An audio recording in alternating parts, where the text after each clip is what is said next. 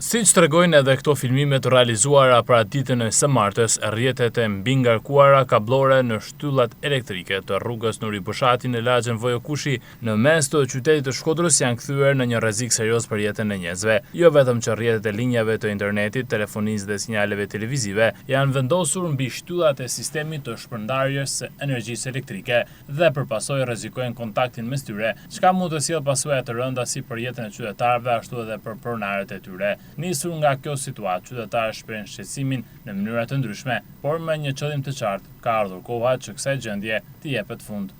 Nëse ka korrent, ajo është e rrezikshme.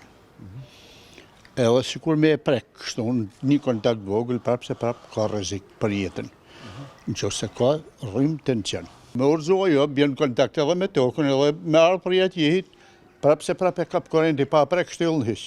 Se bën kontakt nëse është lagështin, normal që vdekja është e sigurt. Dami më i madh, si pa e prek hiç ata, po të bjerë rrymë në tokë, normal që ka korrent. Në qytetin e Shkodrës, duke filluar nga zona pas teatrit Migjeni, mi ngarkesa e sistemit të shpërndarjes së energjisë elektrike me linja të tjera është një problem i pranishëm prej shumë vitesh, edhe pse janë bërë disa herë përpjekje për pastrimin e këtyre rrjeteve, në fakt me përjashtim të ploçeve të pallateve ku po rregullohen fasadat dhe bashkë me këtë proces, edhe sistemi i rrjeteve kablore në lagjet dhe bllokët e tjera, gjendja mbetet mjaft e rëndë, i takon Bashkisë së Shkodrës, OSHE-s dhe kompanive private të rrjeteve kablore që të bashkërendojnë punën për të ndryshuar këtë situatë, e cila në këto kushte përbën një rrezik të vazhdueshëm për qytetarët.